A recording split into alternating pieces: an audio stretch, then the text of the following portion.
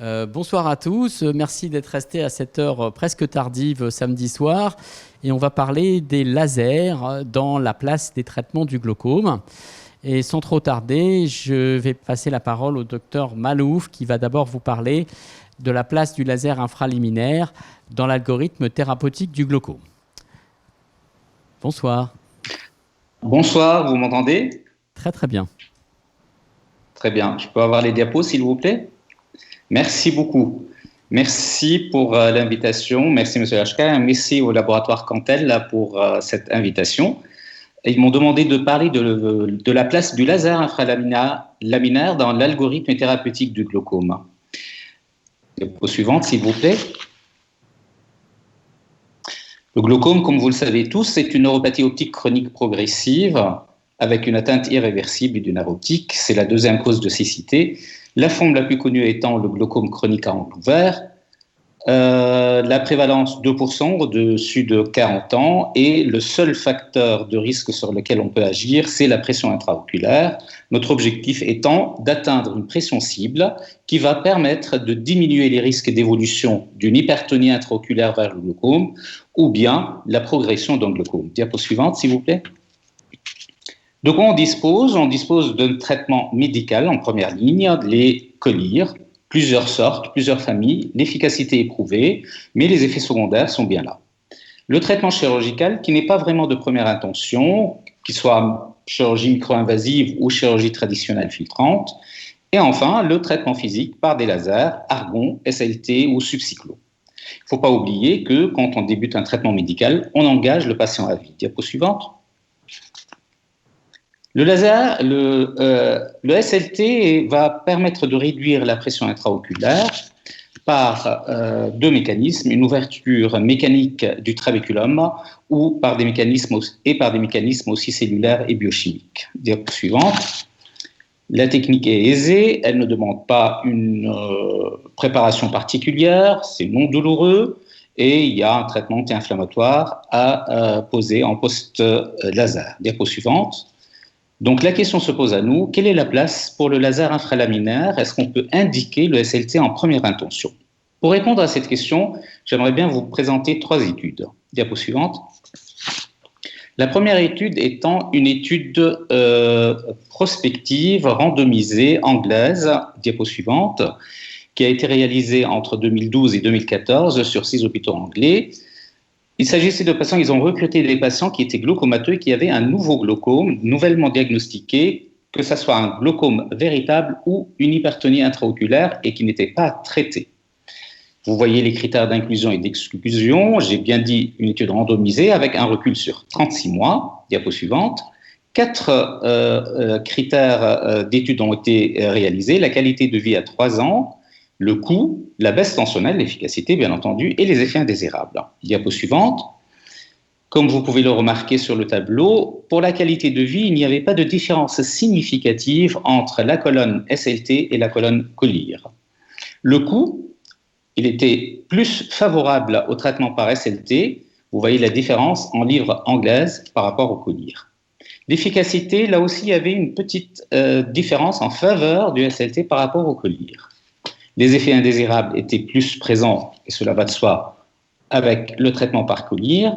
La progression de la maladie était plus présente dans la colonne collyre que dans la colonne SLT. Et enfin, avec un recul à 3 ans, il y a eu 11 chirurgies de cataracte dans le groupe collyre et 0 dans le groupe SLT. Diapo suivante. Les auteurs ont conclu donc à l'absence de différence significative pour la qualité de vie, meilleur coût en ce qui concerne le SLT, et l'efficacité était plus avantagée dans le groupe SLT que dans le groupe collyre. Il y avait quand même un inconvénient, c'était d'expliquer et de faire comprendre aux patients qui a bénéficié d'un laser SLT que le suivi était nécessaire, même s'il n'avait pas de traitement local, pour pouvoir vérifier l'efficacité à long terme. Diapo suivante.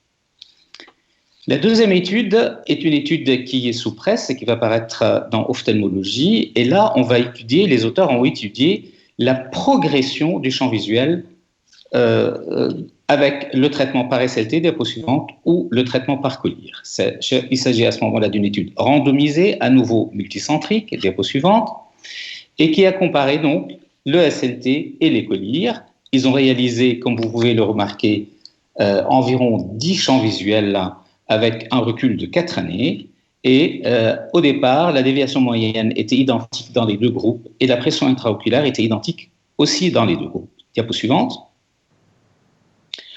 Les résultats, dans le groupe SLT, on avait une progression de la déviation totale de 16,5% par rapport à 26,2% dans le groupe collyre. Pour la déviation pattern, elle était plus importante dans le groupe collyre que dans le groupe SLT. Et le nombre de chirurgies de cataracte était aussi plus important dans le groupe collyre que dans le groupe SLT. Y a-t-il un effet indésirable des collyres dans le développement de la cataracte? Apparemment, c'est le cas. Les auteurs en concluent à l'avantage et à la progression plus importante dans le groupe collyre du champ visuel, dans le groupe collyre que dans le groupe SLT. Diapo suivante. La dernière étude, c'est une étude personnelle qui est parue en 2019, qu'on a publiée en 2019. Diapo suivante. On a étudié, c'est une étude donc rétrospective, monocentrique, observationnelle, en deux parties. La première partie, c'était entre janvier 2015 et mars 2016, et la deuxième partie, 2017, où on a étudié l'évolution de la pression intraoculaire, diapo suivante, dans une population donc, de glaucome tout venu à 1 an et à 2 ans, avec notre objectif principal, quel est le devenir de la pression intraoculaire, les critères secondaires étant, est-ce qu'on a pu diminuer le nombre de collyres à 1 an ou à 2 ans, le nombre de collyres topiques. Diapo suivante, 117 lieux ont été inclus dans cette étude, diapo suivante. Et les inclusions étaient 85 patients qui présentaient une progression de la maladie malgré un traitement topique qui était bien suivi. 24 patients avaient une mauvaise tolérance ou une mauvaise observance et on avait 8 patients en première intention. Diapo suivante. On a noté qu'à 1 an, on avait un taux de succès qui était estimé de 49%. Et ce taux baisse à 33,3% à 2 ans, si on peut revenir un tout petit peu sur la diapo suivante, voilà. Et ce taux baisse à 33,3% à 2 ans. Il y avait quand même un gain significatif, quel que soit le motif du traitement. Diapo suivante. En ce qui concerne le nombre total de traitements topiques, est-ce qu'on a pu baisser ce nombre-là? Pour nous, à 1 an et à 2 ans, on n'a pas pu diminuer significativement le nombre de collyres. Diapo suivante. On a conclu à l'efficacité de la diminution de la tension intraoculaire persistant à 2 ans après un traitement par SLT à 33,3%. D'autres études ont montré cette efficacité aussi à 2 ans avec des taux variant de 11 à 40%. Nous n'avons pas pu démontrer une diminution du nombre des traitements topiques, mais on n'a pas réalisé de wash-out avant la SLT avec une reprise de traitement au cas par cas, ce qui explique peut-être cette absence de diminution du traitement topique. Diapo suivante. Nous avons ainsi, on n'a pas obtenu des effets secondaires au traitement. On le sait tous, les pics d'hypertonie sont rares, transitoires, et il n'y a pas d'effet secondaire important. Diapo suivante. D'autres études ont démontré aussi cette efficacité du laser SLT. Diapo suivante. Nous avons conclu ainsi à l'efficacité du SLT pour diminuer la pression intraoculaire et la persistance à 2 ans de cette baisse de la pression intraoculaire. C'est une technique qui nous paraît réalisable à tout moment de l'évolution de la maladie, qui est efficace, d'autant plus importante, et l'efficacité est d'autant plus importante que la tension intraoculaire initiale est élevée. Reste à préciser la durée dans le temps de cette efficacité et l'efficacité des retraitements, bien entendu. Diapo suivante. Alors, devant un glaucome pigmentaire, comme c'est le cas ici, ne doit-on pas proposer en première intention ce laser SLT, diapo suivante, devant ces patients qui ont un visage de rosacée assez évolué et qui ont un glaucome et qui vont commencer un traitement, ne doit-on pas aussi leur proposer en première intention le laser SLT avant de commencer le traitement collyre avec l'agressivité des conservateurs des collyres? Diapo suivante.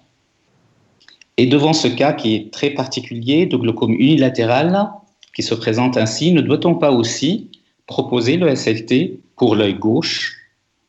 Diapo suivante. Quelle est donc la place du laser dans le traitement du glaucome à angle ouvert? Est-ce qu'on peut le proposer de première intention? Ma réponse est oui. L'efficacité est prouvée. Il y a un gain économique et on prévient des effets secondaires des collyres. Oui, on peut le proposer en remplacement d'une thérapeutique médicamenteuse topique efficace, intolérance, inobservance ou en cas de grossesse par exemple. On peut le proposer aussi en adjuvant d'un traitement médical maximal pour retarder éventuellement l'issue chirurgicale si possible. Et enfin, on peut le proposer après une chirurgie filtrante pour compléter éventuellement les résultats pressionnels. Diapo suivante. Reste bien entendu à étudier l'efficacité du deuxième traitement qui pourrait être inférieure à celle du premier. Il n'y a pas de différence d'efficacité entre les deux traitements. Dans tous les cas, il n'y a pas d'effet secondaire plus important. Je vous remercie pour votre étude. Merci beaucoup pour cette mise au point concernant le laser Selecta.